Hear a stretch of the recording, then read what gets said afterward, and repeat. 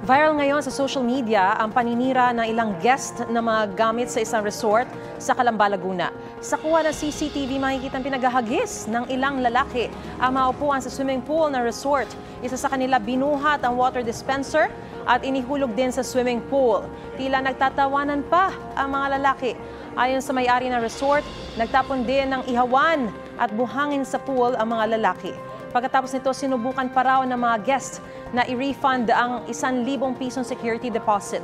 Pero nang sabihin ng caretaker na sisilipin muna ang lagay na resort, nagmadali silang umalis. Dalawa raw sa mga sangkot ang nakipag-ayos na sa may-ari ng resort. Hindi pa malinaw kung magsasampa ng reklamo ang may-ari ng resort laban sa mga guest. Mga kapuso, para laging una sa mga balita, bisitahin at mag-subscribe sa GMA Integrated News sa YouTube. Sa mga kapuso abroad, samahan niyo kami sa GMA Pinoy TV at sa www.gmanews.tv.